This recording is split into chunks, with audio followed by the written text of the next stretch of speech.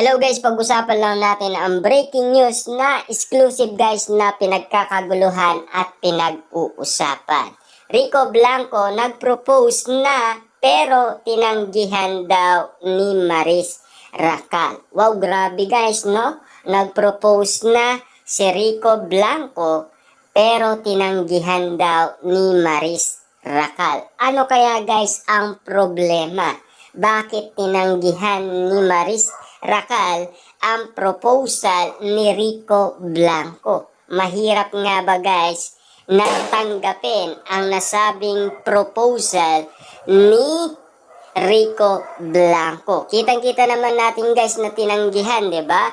Truly kaya na ang major reason kaya nag-iwalay sina Maris Racal at Rico Blanco ay dahil nagyaya na raw ang uli na magpakasal. Kung totoo ito ay hindi rin naman imposible dahil edad 51 na si Rico at gusto na nitong bumuo ng pamilya.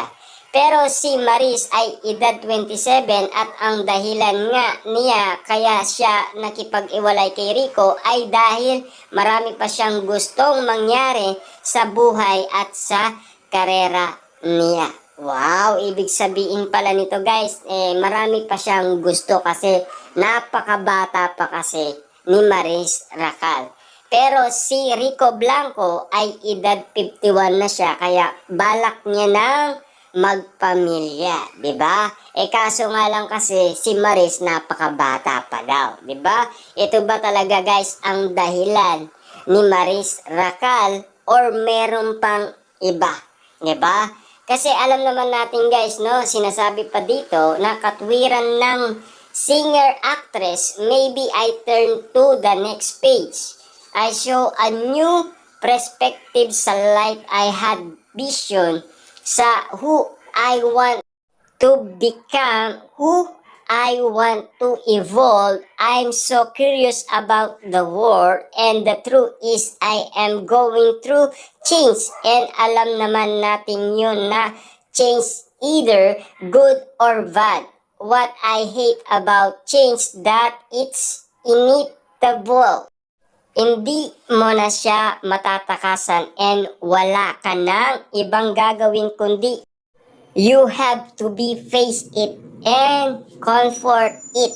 It's been at the back of my head, aniya. Ibig sabihin lang nito guys, talagang maraming bagay na gustong mangyari si Maris Racal sa kanyang edad. 'Di ba? 27 years old guys, napakabata pa nga naman, 'di ba? At lalong-lalo na kasi napakatanda na ni Rico Blanco. Ang iniisip lang natin dito kung yun talaga ang kadahilanan ni Maris Racal or meron pang iba.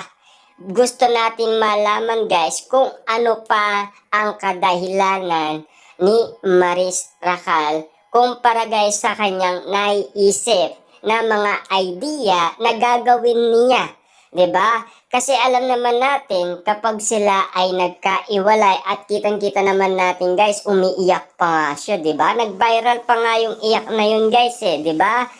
Pero ngayon guys, ito ang sinasabi. Sa wakas nagsalita na ang controversy. Kapamilya actress na si Maris Racal sa kinasasangkutan nilang kontrobersya na kalabtin na si Anthony.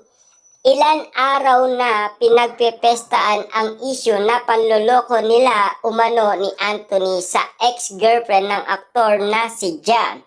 Inilantad ni Jam ang screenshot na palitan ng mga mensahe nila Maris at Anthony bilang patunay na ginawang panloloko sa kanya ng mga ito. Kabilang narito ang umano'y paglalandi ng dalawa sa likod ng mga kamera. Ibig sabihin guys, meron palang kadahilanan kung bakit nga naman ito nilantad ng nasabing ex-girlfriend ni Anthony. Ibig sabihin pala nito guys, meron pala silang landian na dalawa sa likod ng kamera. Kita nyo naman guys, no? Ang sabi niya sa balita na bata pa daw siya at marami pa siyang gagawin. Pero dito guys, no, meron tayong nalaman na talagang may kakaiba. Kaya nga naman guys, tumanggi siya kay Rico Blanco. Yung pala guys ang kadahilanan dahil nagkaroon nga naman kasi siya ng collab team at siyempre, ayon nga naman kasi guys sa mga netizens, maalin mo ang trabaho mo, wag ang katrabaho mo. Grabe, di ba? Kita nyo naman guys, no? Talaga bang nag-cheat talaga silang dalawa? Ibig sabihin lang nito guys, talagang totoo ba? Yung mga bali-balita na kumakalat ngayon sa social media na ito pala guys ang kadahilanan, kaya pala guys nagagalit ang maraming tao kina Maris at Anthony. Diba? Kitang-kita naman natin guys, no? Binuksan talaga ni Jam na dating ex-girlfriend ni Anthony na non-showbiz, ikinalat umano at nilantad ang nasabing mensahe ni Anthony at Maris. Ibig sabihin, uling-uli talaga sila sa akto. Ibig sabihin, pati na yung landian nila sa camera. Kita nyo naman guys, no? Pinakita pa talaga nila ang kanilang landian. Kita nyo naman guys, no? Talagang kitang-kita pa. At uling-uli pa. At tapos may screenshot pa na nangyari umano nang dahil sa kanilang mensahe. Ibig sabihin lang nito guys, nang dahil ayaw niyang tanggapin ang proposal ni Rico yan, ay meron pala siyang ginagawang kakaiba. Ibig sabihin lang pala nito guys, talagang iba ang kanyang ginagawa.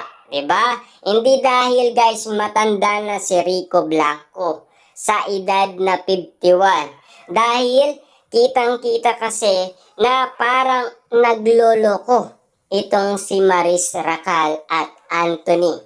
Dahil ayon kasi sa ex-girlfriend ni Anthony. At siyempre, may nararamdaman na daw na panloloko si Rico Blanco kay Maris. Ibig sabihin pala nito guys, nararamdaman niya na parang may kakaiba sa ginagawa daw ng dating ex-girlfriend ni Rico Blanco, walang iba kundi si Maris Racal at siyempre ang kanyang collab team na si Anthony.